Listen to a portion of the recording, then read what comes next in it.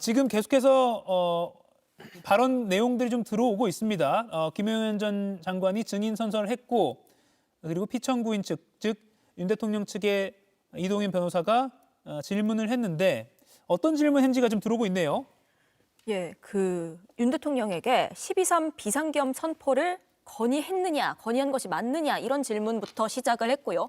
여기에 대해서 김 전 장관 네라고 답을 했습니다. 예. 그래서 피청구인 측이 그러니까 윤석열 대통령 측이 미래 세대에 제대로 된 나라를 물려줘야 하는데 그 야당의 횡포에 답답함을 토로한 것이 맞느냐 뭐 이런 취지의 질문을 했습니다. 예. 그러자 이제 설명을 시작을 했는데 윤석열 대통령이 거대 야당이 방탄 탄핵 특검 여기에 매몰돼 있는 거에 굉장히 안타까워했고 뭐 고위공직자를 줄탄핵해서 행정을 마비시켰고 예산을 대폭 삭감했고 뭐 안보 간첩죄 반대까지 했고 뭐 이런 부분에서 이 민주주의의 기본 원리를 위태롭게 한다고 판단을 했다. 그렇기 때문에 윤 대통령에게 이 계엄 형식을 빌려서 암묵적 어떤 위기에 대해서 주권자인 국민에게 알리기 위해서 비상계엄 형식을 통해서 어떤 강력한 경고성 어떤 행동을 해야만 한다.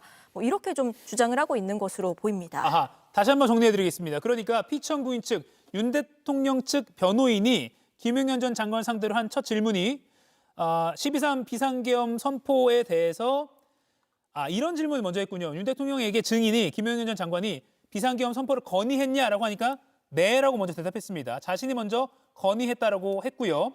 그리고 그 취지에 대해서 미래 세대에게 제대로 된 나라를 물려줘야 하는데 야당이 횡포를 부려서 답답함을 토로해서 그런 상황에서 비상계엄을 선포를 건의하게 됐냐라고 그런 취지로 질문하니까 네 그렇다고 하면서 앞서 저희가 윤석열 대통령의 대국민 담화 또는 비디오 메시지 등등을 통해서 보아왔던 그 비슷한 내용입니다. 고위 공직자를 야당이 줄탄핵시키고 행정을 마비시키고 예산을 대폭 삭감시켰다 등등의 이야기를 김용현 전 장관이 지금 말을 하고 있다고 하고요. 그리고 윤 대통령에게 계엄 형식을 빌려서 주권자인 국민에게 이런 상황을 알리기 위해서 비상계엄 형식을 통해서 강력한 얘기를 해야겠다라고 해서 건의를 하게 됐다. 이렇게 설명을 한 상황입니다. 결국에는 류혁 전 법무감찰관님 비슷한 논리를 취하고 있고 윤 대통령과 아주 어떻게 보면 표현이 좀 그렇습니다만 한 팀이 된 그런 발언을 하고 있네요. 그 점에 있어서는 사실 비상입법기구 설치라든가 포고령과 관련해서는 서로 이해관계가 좀 대치될 수도 있는데 그런 점에 있어서만큼은 서로 이해관계가 일치하기 때문에 그런 점에 있어서만큼은 아마 기존의 주장이 반복 아니겠습니까? 그 기존 주장을 계속 반복할 것이고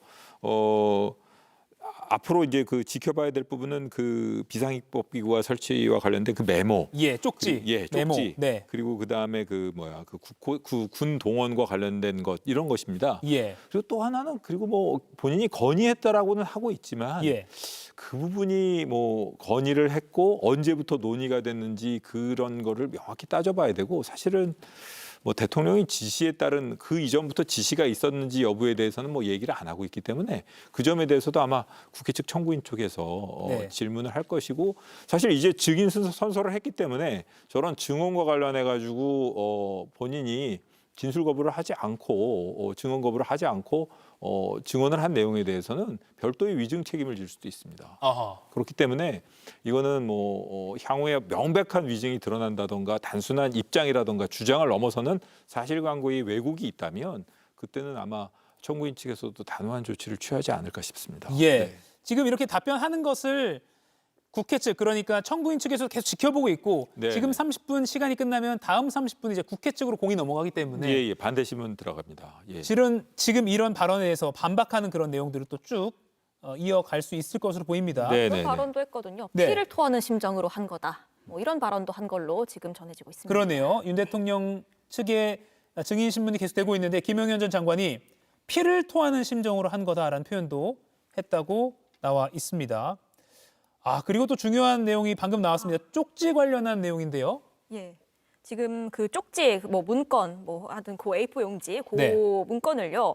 직접 건네지는 않았다. 왜냐하면 최상목 부총리가 늦게 왔기 때문에 실무자를 통해서 전달을 했다. 지금 이렇게 증언을 한 걸로 전해왔습니다. 그리고 누가 작성을 했느냐 지금 이 부분이 쟁점이었죠. 여기에 예. 대해서 김 전 장관 내가 작성했다, 제가 작성했습니다 이렇게 답변을 했습니다. 네, 작성은 김용현 전 장관 본인 내가 했다, 제가 작성했다라고 진술했기 때문에 지난 3차 변론 때 윤 대통령이 말했던 이걸 만들 수 있는 사람은 국방장관밖에 없는데 라고 했던 것과는 일단은 일치된 답변을 했습니다. 윤 대통령도 김용현 장관이 작성했다라고 했고 지금 방금도 자신이 이른바 최상목 쪽지를 작성했다라고 발언을 했습니다.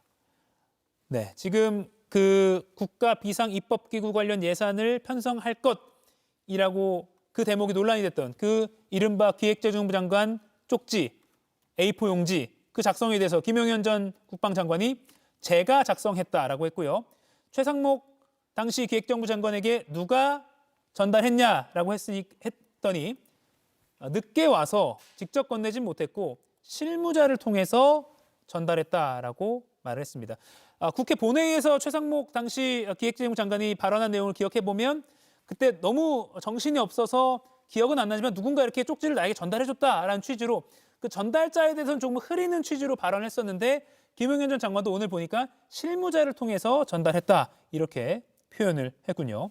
하지만 그게 실무자가 대통령실 참모라면 예. 그리고 그 문건의 취지나 이런 것을 보면 충분히 그 최상목 그 부총리 입장에서는 예.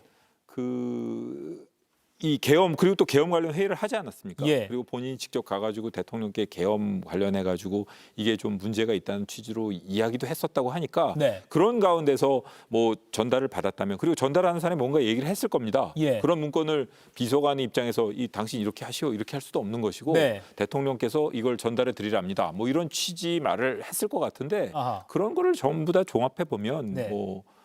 그 전달자가 누구인지 이런 걸 확실하게 확인할 수 있지 않을까 싶습니다. 예.